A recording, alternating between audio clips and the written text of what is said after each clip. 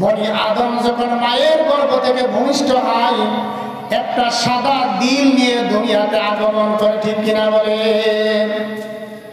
White board দেখছেন নাকি? White board, যে বোর্ডের উপর কালো মার্কার দিয়ে লেখা হয়, বলে যে বনি আদম যখন দুনিয়াতে ভূমিষ্ঠ হয় তখন দিলটা থাকে হোয়াইট বোর্ডের মতো। ইন্নাল আবদা ইজা আখতা খাতিয়াতুন নুকিতাত ফি কলবিহি নুকতাতুন সাউদা।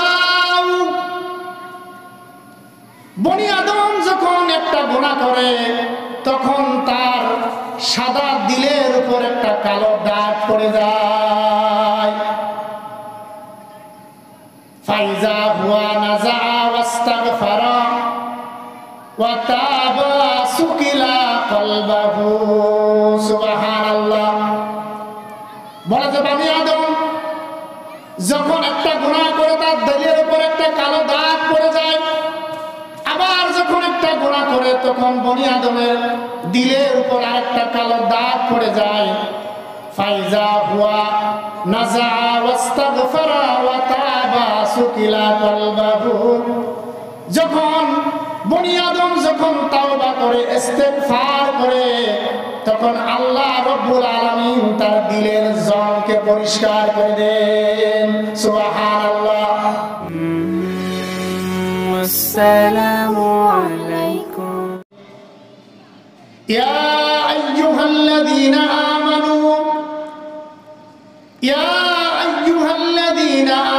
যকুরুল্লাহা যিকরান কাসীরা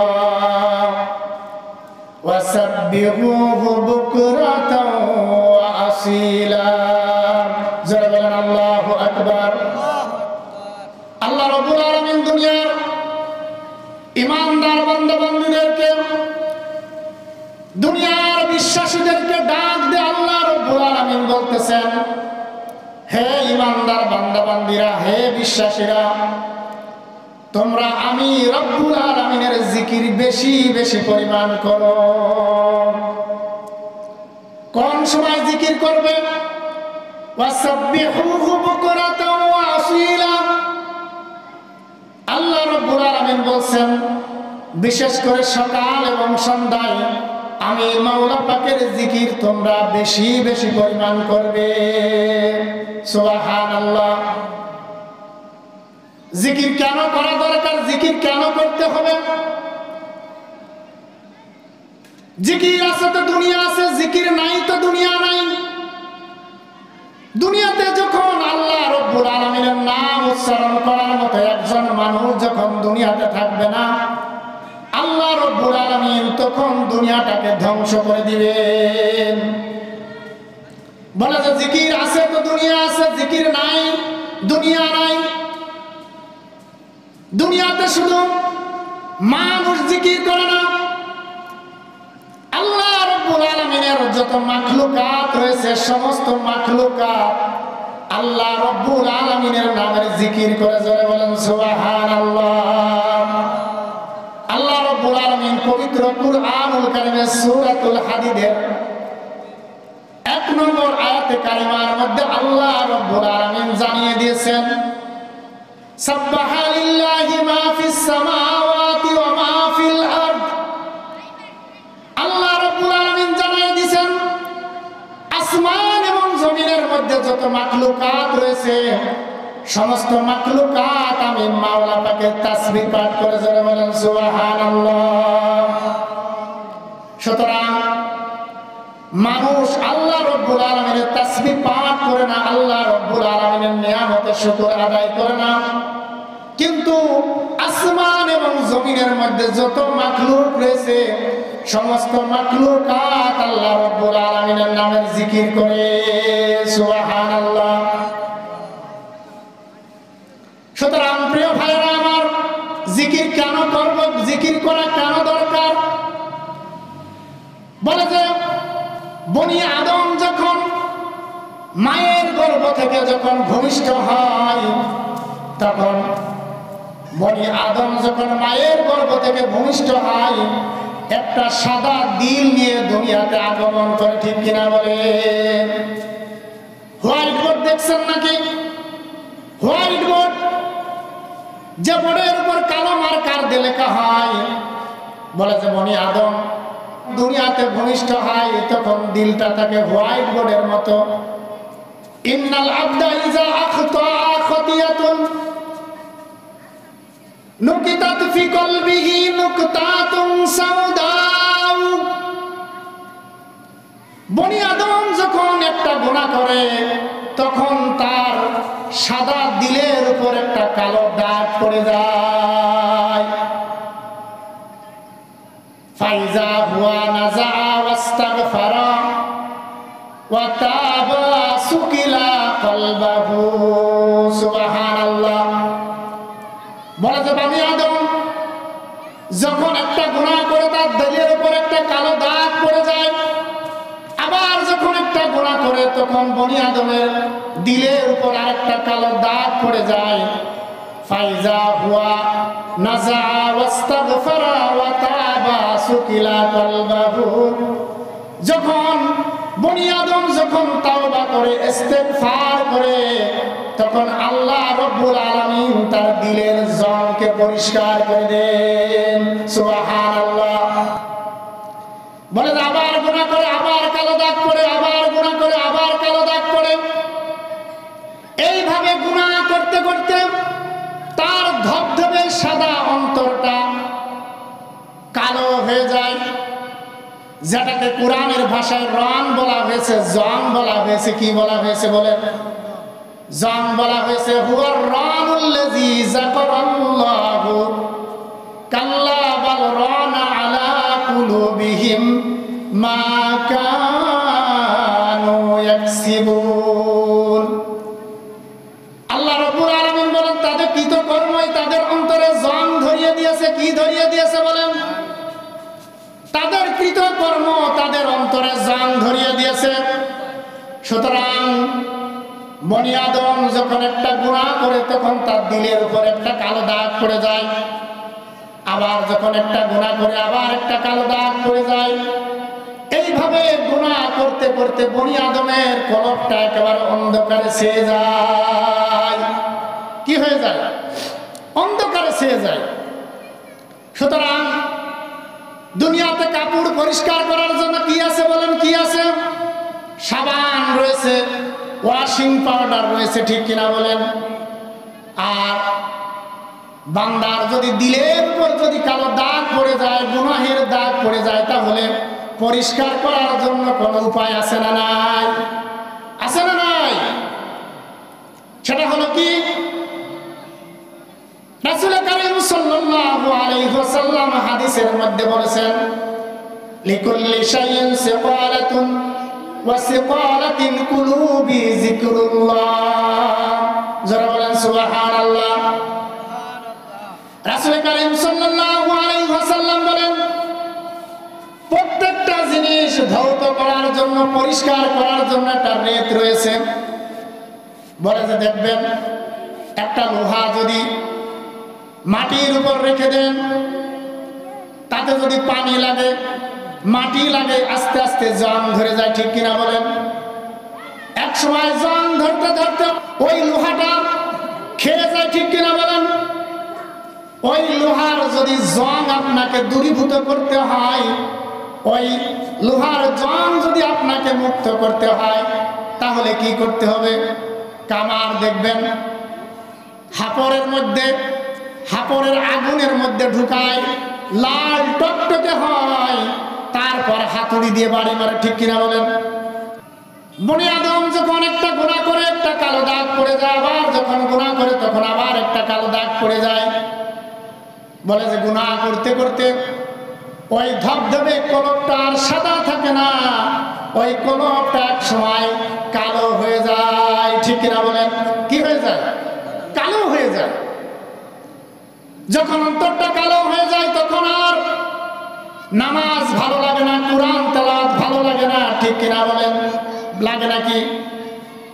ওয়াজ ভালো লাগে না, হুজুরদের কথা ভালো লাগে না। কারণটা কি? কারণটা কি? তার দিলের মধ্যে একটা কালো দাগ পড়ে গেছে। ওই দিলের মধ্যে যে দিলটা সাদা ধবধবে ছিল, ওই দিল আর নাই, ওই দিলটা এখন কালো কুচকুচে হয়ে গেছে, ঠিক কিনা বলেন? এখন তো হারিকেন না, আপনাদের বাড়িতে কি হারিকেন আছে? এখন হারিকেন না, এখন তো ইলেকট্রিসিটি হয়ে গেছে, ঠিক কিনা?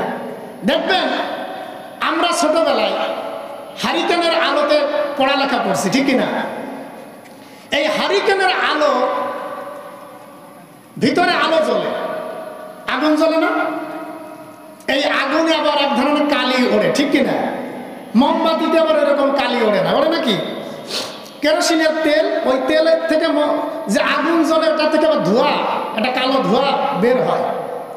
তাই যে পরিষ্কার করে চকচক করে আপনি কাজটা লাগাইছেন, লাগানোর পরে বলেন ওই হারিকেন ভালো আলো হয় না?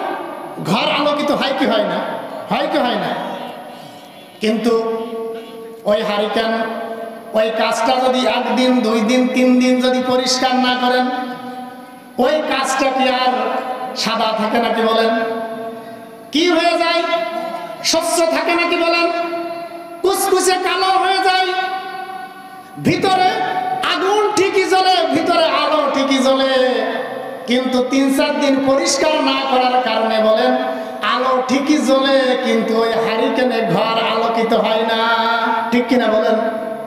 বলে যে বান্দার দিলটা হলো কাচের মতো, কিসের মতো বলেন? আমার কথা বুঝতেছেন? একটু সাড়া দিয়েন বাবাজিরা। ওই দিলটা একটা কাচের মতো, কিসের মতো বলেন? একটা কাচের মতো। দেখবেন একটা কাচের পাত্র, ওর ভিতর দেখবেন ভালো কিছু অ্যাকোয়ারিয়াম আছে, যার ভিতরে ছোট ছোট সোনালী কালারের মাছ থাকে, বিভিন্ন রং বেরঙের মাছ থাকে, ঠিক কিনা বলেন? ঘরের সবা সৌন্দর্য বর্ধন করার জন্য এই ঘরের ভিতরে অ্যাকোয়ারিয়ামের ভিতরে মাছ দিয়ে রাখে, ঠিক কিনা বলেন? দেখা যায়। এখন ওই অ্যাকোয়ারিয়ামের পাশে যদি কাদা লাগে, শৈবাল জমে, সেদলি পড়ে যায়। আমাদের গ্রাম্য ভাষায় সেদলি বলে, কি বলে বলেন?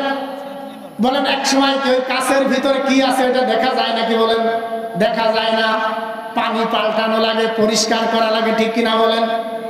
বলে যে মানুষ যখন জন্মগ্রহণ করে তার দিলটা থাকে সাদা ধবধবে কাচের মতো পরিষ্কার।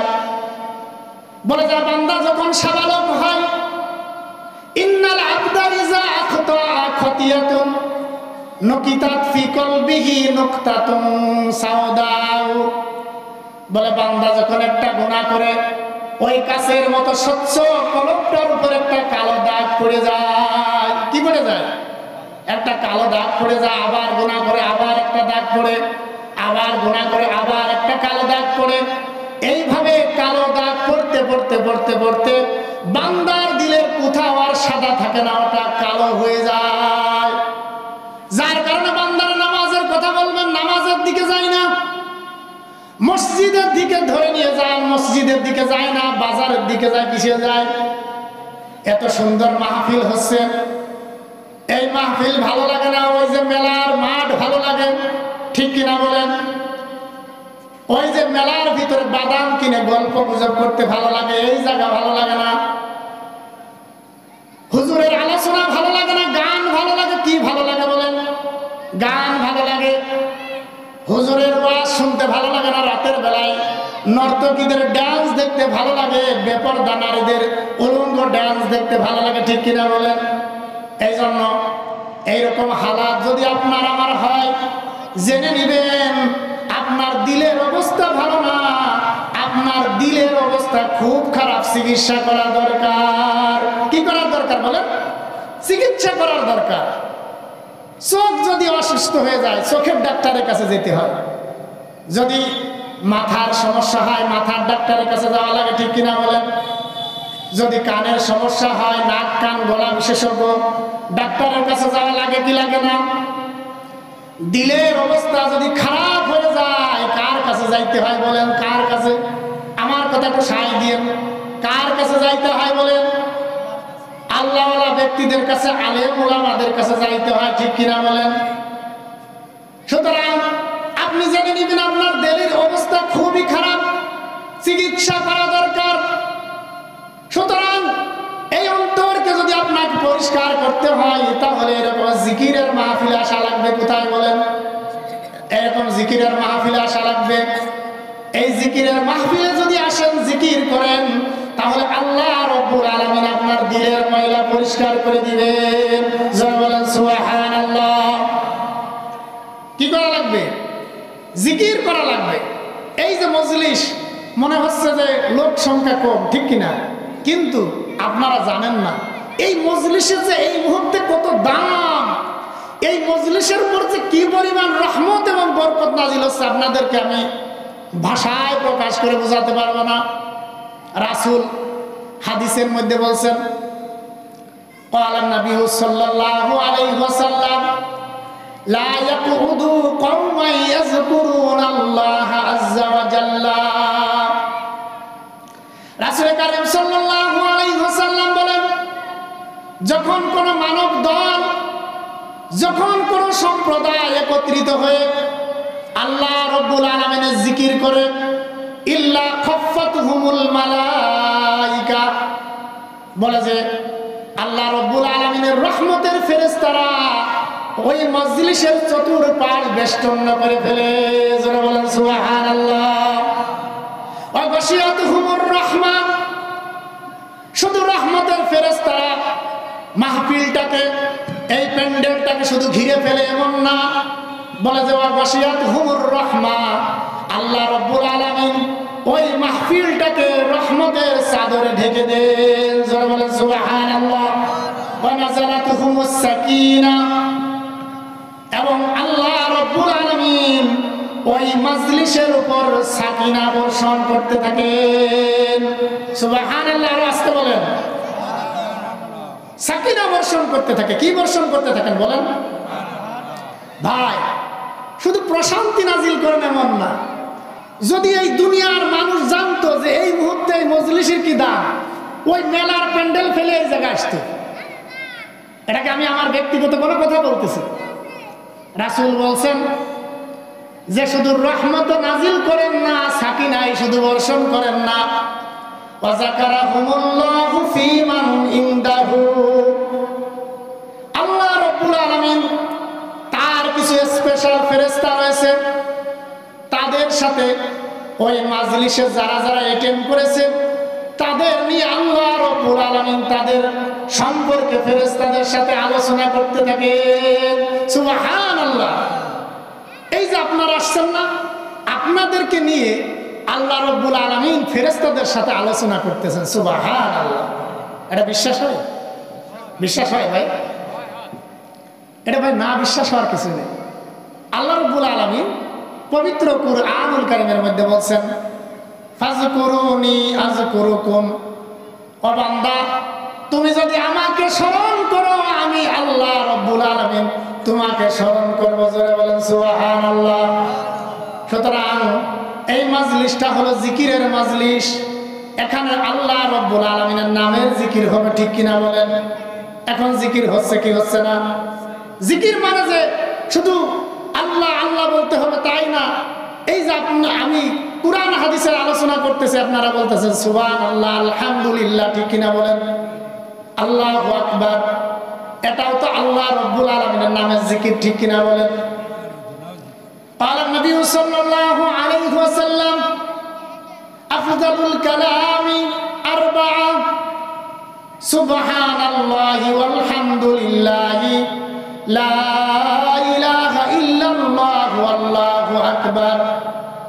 রাসূল করিম সাল্লাল্লাহু আলাইহি ওয়াসাল্লাম বলেন শ্রেষ্ঠ কালাম হলো চারটি। কয়টি বলেন? বলে শ্রেষ্ঠ কালাম হলো চারটি। আবার আরেক জায়গায় বলা হয়েছে আহাব্বুল কালামি ইলাল্লাহ আরবাআ, আল্লাহ রাব্বুল আলামিনের নিকট শ্রেষ্ঠ বাক্য হলো, প্রিয় বাক্য হলো চারটি। কয়টি বলেন? চারটি। এর মধ্যে প্রথম নাম্বার হলো সুবহানাল্লাহি ওয়ালহামদুলিল্লাহি লা ইলাহা ইল্লাল্লাহ আল্লাহু আকবার। জোরে বলেন সুবহানাল্লাহ। সুবহানাল্লাহ জোরে বলেন। জোরে বললে কি লস আছে? আল্লাহর নামে জিকির যত জোরে করবেন ততই লাভ, ঠিক কিনা বলেন? নেতা নেত্রীর নাম নিতে গেলে তো জোরে জোরে বলি, এক কাপ চার যে কি জোর, ঠিক কিনা বলেন? তাহলে আল্লাহর নামে জিকির করতে কেন ভয়? ভয় আছে নাকি বলেন? ভয় নাই, জোরে জোরে আল্লাহর নাম উচ্চারণ করবেন, ঠিক কিনা বলেন? বলে যে কেমন? আহাবুল কালামি আরবাআ, আল্লাহ রাব্বুল আলামিনের কাছে প্রিয় বাক্য হলো চারটি। সুবহানাল্লাহি ওয়াল হামদুলিল্লাহি লা ইলাহা ইল্লাল্লাহু আল্লাহু আকবার। সুবহানাল্লাহ, সেই চারটা বাক্যর মধ্যে সুবহানাল্লাহ, আলহামদুলিল্লাহ, লা ইলাহা ইল্লাল্লাহু আল্লাহু আকবার, এই চারটা বাক্য আল্লাহর কাছে সবচেয়ে প্রিয়। যে আল্লাহর বান্দা বান্দীরা একবার বলবে সুবহানাল্লাহ, আল্লাহ রাব্বুল আলামিন সাথে সাথে তার জন্য জান্নাতের ভিতরে একটা বৃক্ষ তৈরি করে দিবেন। যারা বলেন সুবহানাল্লাহ। রাসূল কারীম সাল্লাল্লাহু আলাইহি ওয়াসাল্লাম বলেন, বৃক্ষটা এত বড় এত বড়, সেই বৃক্ষের ছায়া এত বড়, কোন দ্রুতগামী ঘোড়া যদি 500 বছর দৌড়াতো তবুও সেই বৃক্ষের ছায়া দৌড়ায় শেষ করতে পারত না। যারা বলেন সুবহানাল্লাহ। আরেকটা হাদিসের মধ্যে আসছে, রাসূল কারীম সাল্লাল্লাহু আলাইহি ওয়াসাল্লাম বলেন, সুবহানাল্লাহ আলহামদুলিল্লাহ মিজানের পাল্লার অর্ধেক, আল্লাহু আকবার ওইটাকে পরিপূর্ণ করে দেয়। যারা বলেন সুবহানাল্লাহ। তাহলে সুবহানাল্লাহ আলহামদুলিল্লাহ মিজানের পাল্লার অর্ধেক নেকি দিয়ে ভরে দেয়। সুবহানাল্লাহ। আল্লাহু আকবার বলার সাথে সাথে আল্লাহ রাব্বুল আলামিন মিজানের পাল্লাকে পরিপূর্ণ নেকি দিয়ে ভরে দেন। সুবহানাল্লাহ। আরেকটা হাদিসের মধ্যে আসছে, সুবহানাল্লাহ আলহামদুলিল্লাহ দুনিয়া এবং আসমান জমিনের যে মধ্যবর্তী জায়গা রয়েছে, এই মধ্যবর্তী জায়গা অর্ধেক নেকি দিয়ে ভরে দেন। যখন আল্লাহ তাআলার বান্দা যখন বলে আল্লাহু আকবার, বলে যে সাথে সাথে আল্লাহ রাব্বুল আলামিন আসমান এবং জমিনের যে ফাঁকা জায়গা রয়েছে, ওই ফাঁকা জায়গা আল্লাহ রাব্বুল আলামিন নেকি দিয়ে পরিপূর্ণ করে দেন। সুবহানাল্লাহ। সুতরাং ফাযকুরুনি আযকুরুকুম, আপনি আল্লাহ তাআলাকে স্মরণ করবেন। আল্লাহ তাআলা কোথায় স্মরণ করবে আপনাকে? আমার কথা বোঝেন নাই? কোথায় স্মরণ করবেন? আসমানে। কোথায়? আরশে স্মরণ করবেন। কাদের সাথে বলেন? ফেরেশতাদের সাথে স্মরণ করবেন, ঠিক কিনা বলেন? যাকারাহুমুল্লাহু ফী মান ইনদাহু, আল্লাহ রাব্বুল আলামিনের স্পেশাল ফেরেশতাদের সাথে আপনাদের নিয়ে গল্প গুজব করতে থাকেন। ফেরেশতারা গিয়ে আল্লাহ রাব্বুল আলামিনের কাছে গিয়ে বলে, ইয়া রাব্বুল আলামিন, আল্লাহ রাব্বুল আলামিনের ফেরেশতারা এই যে মজলিসটাকে বেষ্টন করে রেখেছে, মজলিস যখন ভেঙে যাবে আল্লাহ রাব্বুল আলামিনের ফেরেশতারা আল্লাহ তাআলার কাছে যাবে। আল্লাহ রাব্বুল আলামিন সব জানেন, তারপরে আল্লাহ রাব্বুল আলামিন ফেরেশতাদেরকে জিজ্ঞাসা করে, ও ফেরেশতারা তোমরা কোথায় গিয়েছিলে? ফেরেশতারা বলে, ইয়া রাব্বুল আলামিন, দুনিয়াতে কিছু আল্লাহ তাআলার বান্দারা আপনার নামের জিকির করতেছিল, জান্নাতের কথা শুনে সুবহানাল্লাহ আলহামদুলিল্লাহ বলতেছিল, খুশি হইতেছিল। জাহান্নামের কথা শুনে চোখ দিয়ে অশ্রু বিসর্জন করতেছিল। বলে যে হে আমার ফেরেশতারা, তাহারা কি আমার জান্নাত দেখেছে নাকি? বলে যে না, আল্লাহ জান্নাত দেখে নাই, উলামা ইকরামের মুখ থেকে শুনেছে। বলে যে হে আমার ফেরেশতারা, তারা কি আমার জাহান্নাম দেখেছে নাকি? বলে যে না, আল্লাহ জাহান্নাম দেখে নাই, আপনার উলামা ইকরামের মুখ থেকে শুনে জাহান্নামের ভয়ে চক্ষু দিয়ে অশ্রু বিসর্জন করতেছিল। যারা বলেন সুবহানাল্লাহ। সুতরাং আল্লাহ রাব্বুল আলামিন ফেরেশতাদের মুখে যখন এই কথা শুনবেন, শোনার সাথে সাথে আল্লাহ রাব্বুল আলামিন ফেরেশতাদেরকে বলবেন, ও আমার ফেরেশতারা তোমরা সাক্ষী থেকো, আমি আমার ওই সমস্ত বান্দা বান্দীদের জীবনের সমস্ত গুনাহ খাতা মাফ করে দিলাম। সুবহানাল্লাহ। একটা হাদিসের ভিতর আসছে, যখন আল্লাহ তাআলার বান্দা বান্দীরা যখন লা ইলাহা ইল্লাল্লাহ জিকির করে, আল্লাহ রাব্বুল আলামিনের আরশের পাশে দুইটা নূরের খুঁটি রয়েছে, এই নূরের খুঁটি কাঁপতে থাকে। কি করতে থাকে? ফাজাইল আমালের ভিতরে আসছে, কিতাবুল জিকিরের মধ্যে আসছে যে ওই নূরের খুঁটি কাঁপতে থাকে। আল্লাহ সব জানে। তারপরে নূরের খুঁটিরে বলে, নূরের খুঁটি তুমি কাঁপো কেন, কি কারণে কাঁপো? ওই নূরের খুঁটির জুবান খুলে যায়। নূরের খুঁটি কয়, আল্লাহ দুনিয়াতে আপনার এক বান্দা আপনার কালেমার জিকির করতেছে, আপনার নামের জিকির করতেছে। ইয়া রাব্বুল আলামিন, যতক্ষণ পর্যন্ত আপনি আপনার ওই বান্দাকে ক্ষমা না করবেন, আমি নূরের খুঁটি কাঁপতে থাকা বন্ধ করব না। সুবহানাল্লাহ। আর আসতে বলেন, বলে যে যতক্ষণ না আপনি তাকে ক্ষমা করবেন ততক্ষণ পর্যন্ত আমি নূরের খুঁটি থামবো না। আল্লাহ রাব্বুল আলামিন নূরের খুঁটিকে বলে, ও নূরের খুঁটি তুমি থামো, আমি আমার ওই বান্দাকে মাফ করে দিলাম। قال النبي صلى الله عليه وسلم أفضل الذكر لا إله إلا الله وأفضل الدعاء الحمد لله। রাসূল কারীম সাল্লাল্লাহু আলাইহি ওয়াসাল্লাম বলেন, সবচেয়ে শ্রেষ্ঠ জিকির হলো লা ইলাহা ইল্লাল্লাহ, আর সবচেয়ে শ্রেষ্ঠ দোয়া হলো আলহামদুলিল্লাহ। যারা বলেন সুবহানাল্লাহ। দেখবেন হুজুর ইমাম সাহেব উলামা একরাম যখন দোয়া করে তখন বলে আলহামদুলিল্লাহি রাব্বিল আলামিন। সর্বপ্রথম আল্লাহ রাব্বুল আলামিনের নামের প্রশংসা করে দোয়া শুরু করে, ঠিক কিনা? রাসূল বলছেন আফজালুদ দুআই আলহামদুলিল্লাহ, সর্বশ্রেষ্ঠ দোয়া হলো আলহামদুলিল্লাহ। সুতরাং আল্লাহ রাব্বুল আলামিনের নামে জিকির যত বেশি করবেন, দিল আলোকিত হবে, দিল পরিষ্কার হবে। লিকুল্লি শাইইন সিকালাতুন ওয়া সিকালাতুন কুলুবি যিকরুল্লাহ। রাসূল কারীম সাল্লাল্লাহু আলাইহি ওয়াসাল্লাম বলেন, প্রত্যেকটা জিনিস পরিষ্কার করার জন্য রেত রয়েছে, আর অন্তরের কালিমা পরিষ্কার করার জন্য গুরুত্বপূর্ণ রেত হলো মাওলা পাকের জিকির। সুবহানাল্লাহ। সুতরাং আল্লাহ রাব্বুল আলামিনের নামে জিকির করার প্রয়োজন আছে না নাই? জোরে বলেন আছে না নাই? জিকির করবেন তো সবাই? আল্লাহ রাব্বুল আলামিনের নামের জিকির যে ব্যক্তি করে, আল্লাহ রাব্বুল আলামিন ওই বান্দা বান্দীদের সাথে থাকেন। জোরে বলেন সুবহানাল্লাহ। আনা মা আল আবদি ইজা যাকারানি ওয়া তাহাররাকাত বি শাফাতাহু। রাসূল কারীম সাল্লাল্লাহু আলাইহি ওয়াসাল্লাম বলেন, আল্লাহর যে সমস্ত বান্দা বান্দীরা আল্লাহ রাব্বুল আলামিনের নামের জিকির করে তাদের সাথে থাকে, ওয়া তাহাররাকাত বি শাফাতাহু, বলে যে আমার বান্দা আমার নাম স্মরণ করে তার ঠোঁট দয় নড়তে থাকে, তখন আমি ওই বান্দা বান্দির সবচেয়ে নিকটে অবস্থান করি। সুবহানাল্লাহ। কি অবস্থান করি? নিকটে অবস্থান করি। সুতরাং জিকির করলে লাভ না ক্ষতি? জোরে বলেন লাভ না ক্ষতি? জিকির করবেন তো আল্লাহ তাআলার আপন হয়ে যাবেন।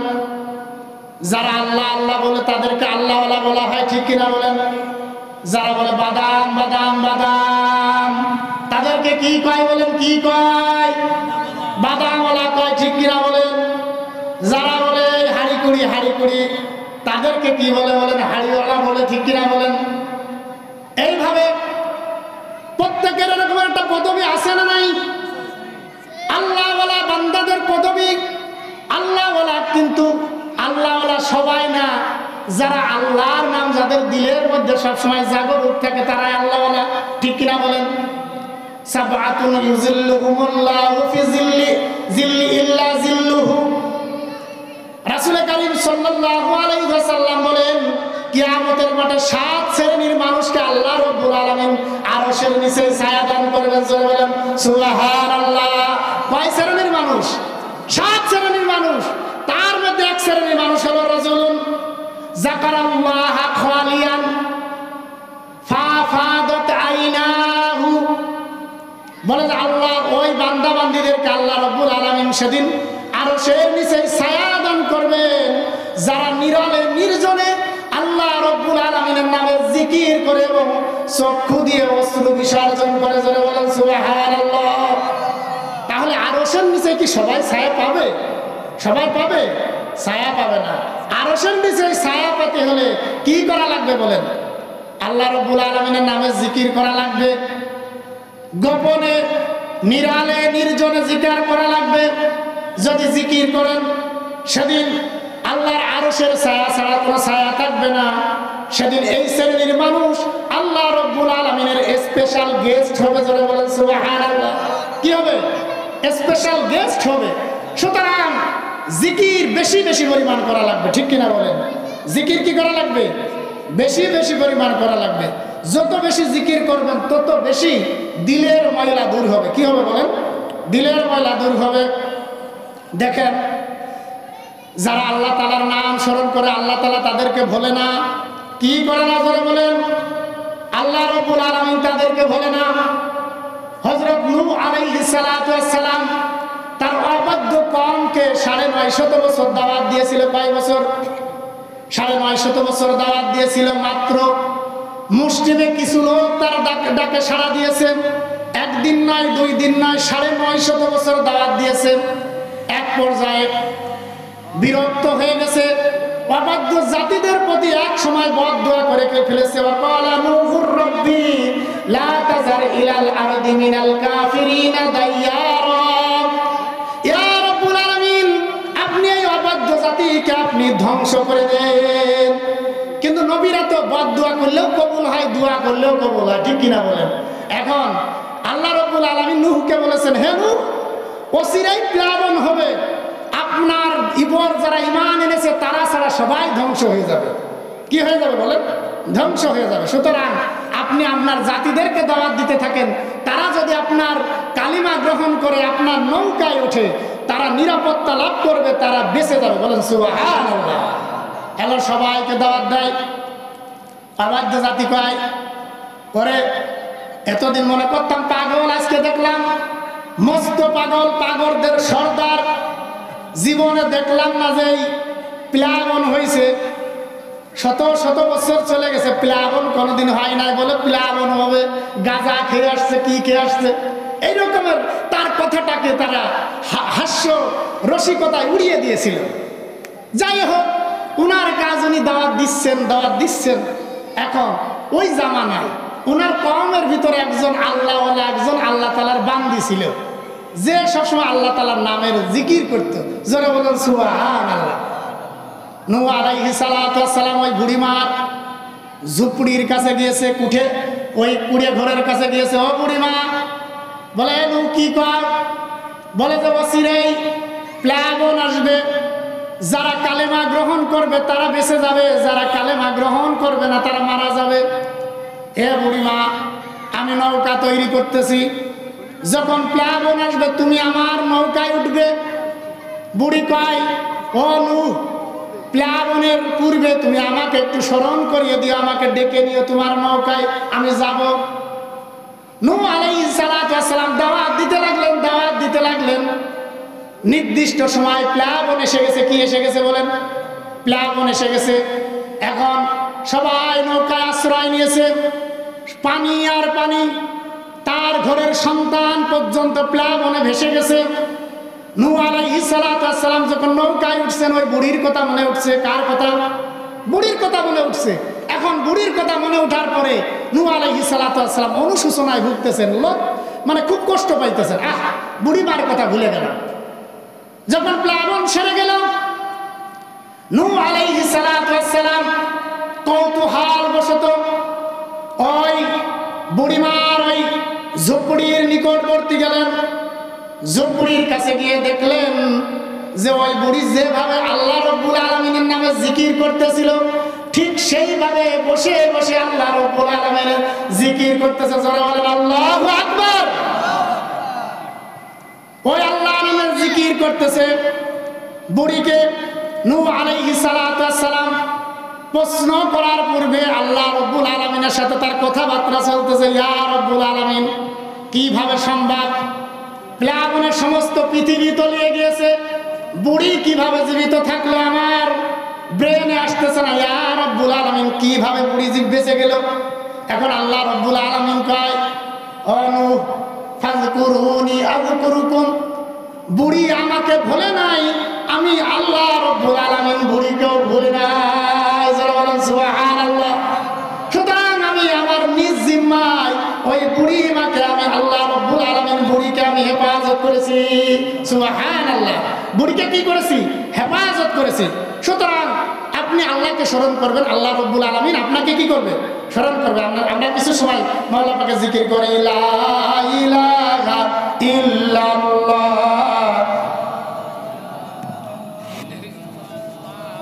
লা